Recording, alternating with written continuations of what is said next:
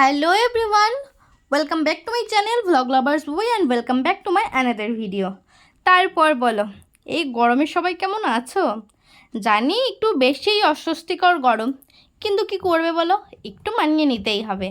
এই যে গেল না আগের দিন রুবেলা না রাবেলা, ভেবেছিলাম এরপর একটু স্বস্তির নিঃশ্বাস পড়বে। ও মা, তার আবার জো আছে নাকি?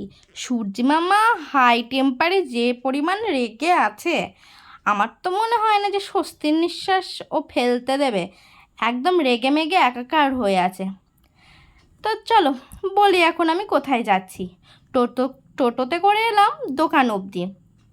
আরে ওই যে আমাদের ফার্স্ট ইয়ারের রেজাল্ট আউট হয়েছে না, ফার্স্ট সেমিস্টার আর সেকেন্ড সেমিস্টার মিলিয়ে তো আমি 60% পেয়েছি। তাই আজ যাচ্ছি কলেজ স্কলারশিপে অ্যাপ্লাই করতে। না, অ্যাপ্লাই আমি এখানে দোকানেই বরের কাছে করে নিয়েছিলাম। তো অ্যাপ্লাই কপিটা যেটা বেরিয়েছে সেটা যাব কলেজে জমা দিতে। আজকেই সব লাস্ট ডেট দিয়েছে গো। আমাদের সেকেন্ড সেমিস্টার, ফোর্থ সেমিস্টার আর সিক্স সেমিস্টারের যেসব স্টুডেন্টরা আছে তাদের আজকেই মেয়েদের জমা দেওয়ার লাস্ট ডেট। এখানে এসে দেখি ও মা, কত ভিড়! এই গরমে সবাই ঘরে ফ্যানের নিচে বসে থাকবে তা নয়, দেখছি সবাই টাকা নিতে চলে এসেছে। মানে আমার একা টাকা পাওয়ার হলো না। ভাবলাম এই রোদে গরমে সবাই অতটা আসবে না, তো দেখছি এখানে সবাই চলে এসেছে। এসে দেখলাম যে এখানে কিছু ফর্ম আমার ঠিক করতে হবে, যেগুলো জেরক্স নয় অরিজিনালি নেবে, যেটা প্রিন্সিপালের সই করে এনেছিলাম ইউটিলাইজেশন ফর্ম, সেই সবগুলো এখানে ঠিক করছিলাম। এই যে আমার পাশে যে বসে আছে না, ওর নামও তো তিথি। ও আবার বিয়ের সামনে, তো সেই বিয়ের ভিডিওর ব্লগ অবশ্যই করব। আর আমার সামনে আছে, বলি ওর নামও তিথি। তোমরা কি জানো আমরা তিনটেই তিথি, তিনটে তিথি মিলে বিশাল একটা মেল আমাদের হবে না কেন?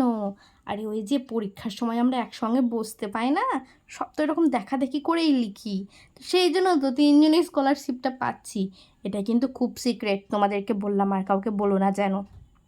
আর আমরা তিনজনই পরপর বসি আর তিনজনেই একদম হুবহু লিখি, মানে এক নম্বরও এচুল ওচুল হয় না, বুঝলে তো? আমাদের তিনজনের আবার খুব টান, খুব মিল। এই একদিন কলেজ না গেলে অন্যরাও কিন্তু যাবে না।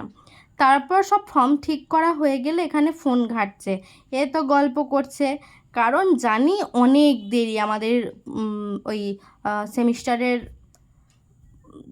জমা দিতে। তারপর আমার তো খুব খিদে পেয়েছিল, তাই এখানে চলে এসেছিলাম আমি ছুটি রেস্টুরেন্ট। এখানে লাচ্ছা পরোটা আর পনিরের একটা তরকারি নিয়ে নিয়েছিলাম। কী তৃপ্তিতে যে খেলাম এসিতে বসে। এসেও দেখছি এত লাইন। আমি তো ভাবলাম এই যা, 1.5 ঘন্টা 2 ঘন্টার মতো কেটে গেল আমার। তারপরেও দেখছি যেমনকার লাইন তেমনই। বলি অফিসে কি কাজ টাজ হচ্ছে না নাকি? লাইন বেড়েই চলেছে, বেড়েই চলেছে। আর এই দিকে দেখো আমার চোখ মুখের অবস্থা পুরো হনুর মতো হয়ে গেছে।